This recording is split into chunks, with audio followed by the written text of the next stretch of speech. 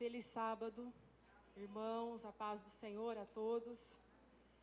Hoje eu gostaria de compartilhar com os irmãos um pequeno trecho de uma profecia que está lá no livro de Jeremias, no capítulo 31.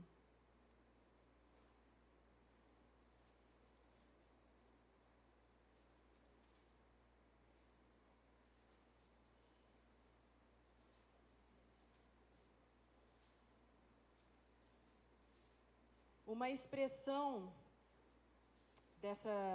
dessa profecia me chamou muita atenção.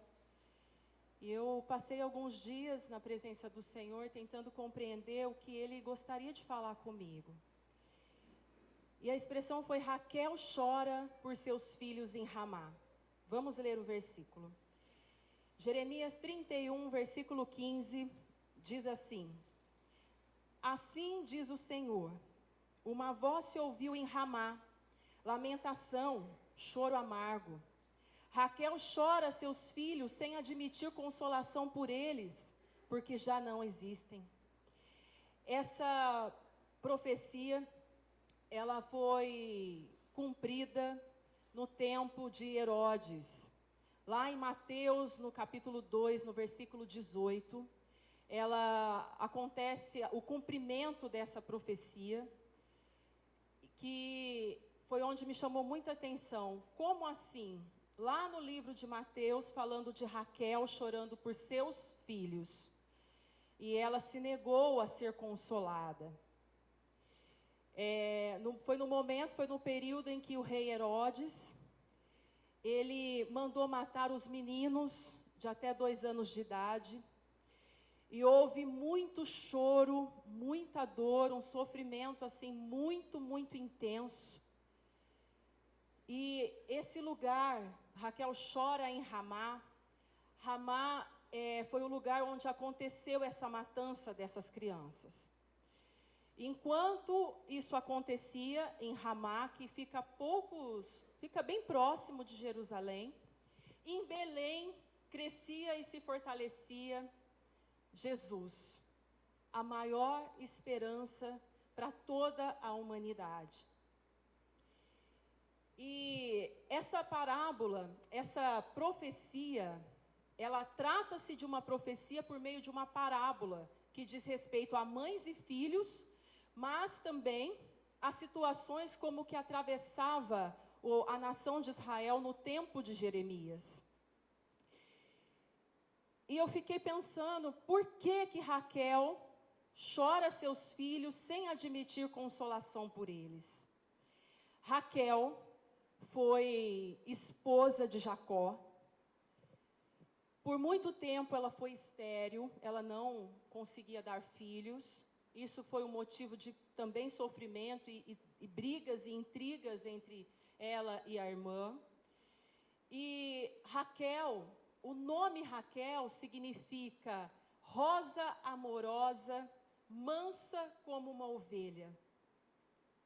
Seria o Senhor conversando conosco, nos chamando a atenção que nós deveríamos estar nos comportando assim como Raquel? Porque fala que ela se recusou a ser consolada pelos homens, porque ela sabia que em nenhum ser humano, em si mesmo, consegue trazer alívio, trazer a cura para uma alma e para as calamidades espirituais, a menos que ele esteja em Jesus. Ela foi mãe, ela veio a ser mãe de José e de Benjamim. José, significando nessa parábola, choro, muito luto e tristeza. Porque Jacó, ele chorou durante muitos anos a suposta morte de José, sem saber que o filho estava vivo. E Benjamim, que significa filho da felicidade, que se assentará à destra de Deus. Benjamim, aqui na parábola, ele exemplifica, ele traz a restauração.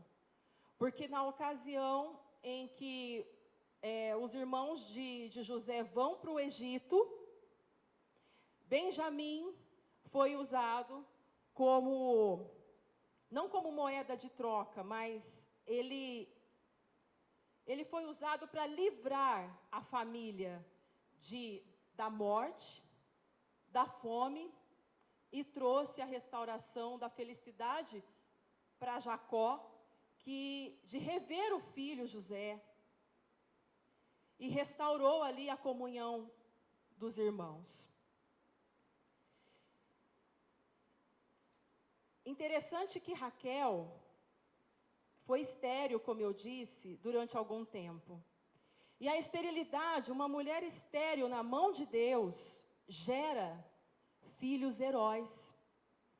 Porque para o Senhor nada é impossível. Em Salmo diz que Ele é grande e poderoso e grande em operar maravilhas.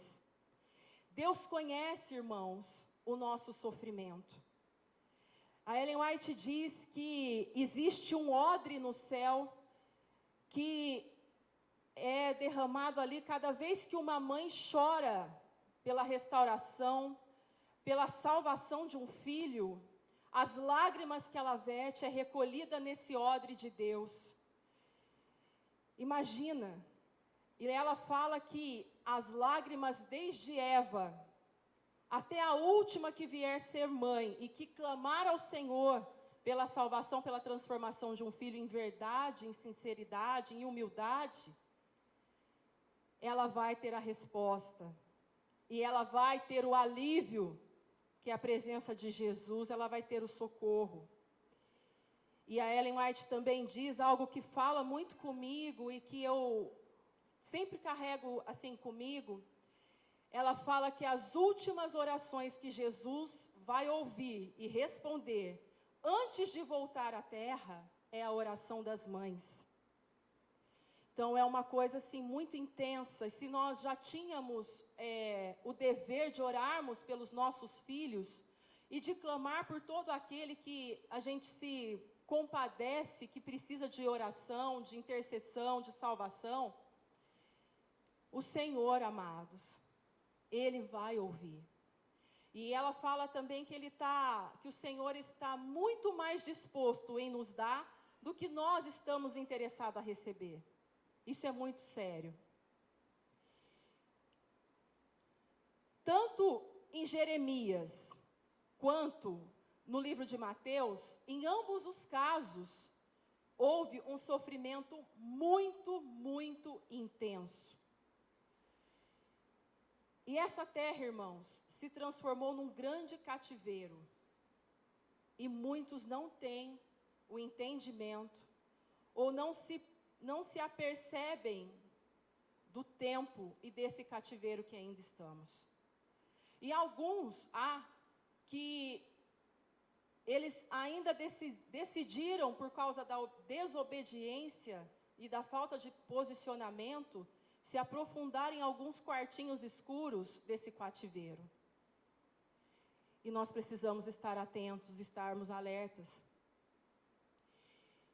Mas, todavia, o Senhor traz, no versículo 16, para todas as mães e por todos aqueles que têm alguém nesses quartinhos obscuros das trevas, do cativeiro de Satanás, Ele traz uma palavra de ânimo, de alegria, que diz assim: assim diz o Senhor, reprime a voz de choro e as lágrimas de teus olhos, porque há galardão para o teu trabalho, diz o Senhor, pois eles voltarão da terra do inimigo. E há esperanças no derradeiro fim para os teus descendentes, diz o Senhor, porque teus filhos voltarão para o seu país. A nossa pátria não é daqui, irmãos. Nós veremos muitos dos nossos amados, dos quais nós temos orado e clamado, na pátria celestial. E nós precisamos nos preparar. Eu convido a igreja a se colocar de pé. Nós vamos cantar o hino que diz, não tardará, e que fala que nós precisamos nos preparar. E esse preparo, irmãos, um requisito fundamental é sabermos passar pelas lutas, pelo luto, pela dor e pelo sofrimento intenso, sem murmurar, esse vai ser o requisito fundamental para o derradeiro fim que se aproxima. A igreja pode se colocar de pé. E nós vamos cantar isso ao Senhor. No começo dessa música, desse louvor, fala que muitas são as vezes que a gente não encontra motivação, que as frustrações, as decepções, parece que a gente ora e a coisa não anda, não acontece. Mas essa música foi durante muito tempo uma oração para mim ao longo desse ano.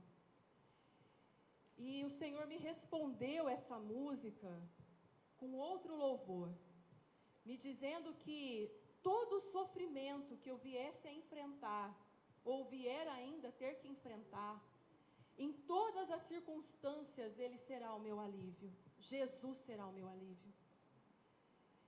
E eu fico pensando que o quanto que seríamos de nós se não fosse Jesus trazendo o alívio, sendo o nosso alívio, diante de tantas adversidades, tentações, problemas. O que seríamos de nós, irmãos? Esse louvor alívio foi um divisor de águas para mim.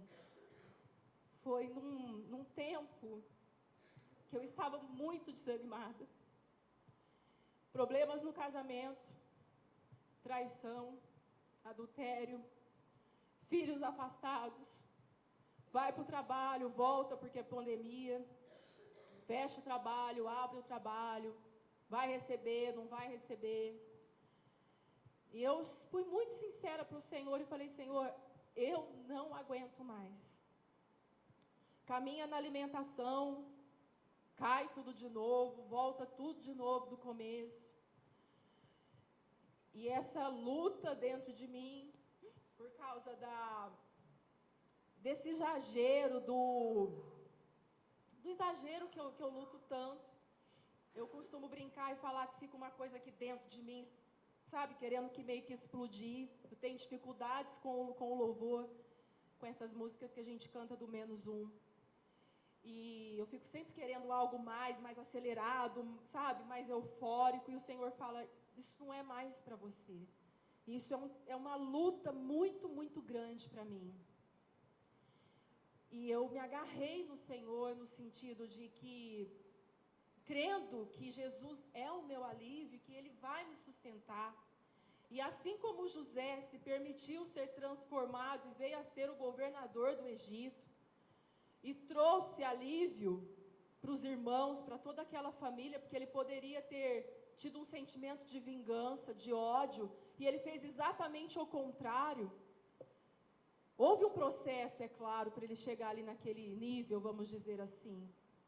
Mas eu penso, irmãos, que nós todos, desde o primeiro assentado aqui até o último, todos nós temos essa possibilidade, essa oportunidade de transformação, de salvação, de assim como Raquel se recusar a ser consolada pelos homens dessa terra, no sentido de que não aceitar as migalhas que Satanás oferece, mas aceitar o alívio que vem por meio de Cristo. E é isso que nós vamos cantar e declarar nesta manhã, com gratidão, com consciência do tempo, do derradeiro fim que se aproximou. Que você possa se alimentar do Senhor nesta manhã e não desperdiçar, e não deixar fluir entre os dedos quando sair daqui de volta para os seus afazeres, mas que possamos ter Jesus o tempo todo como nosso alívio, Ele o tempo todo dentro do nosso ser, dentro da nossa mente. Amém?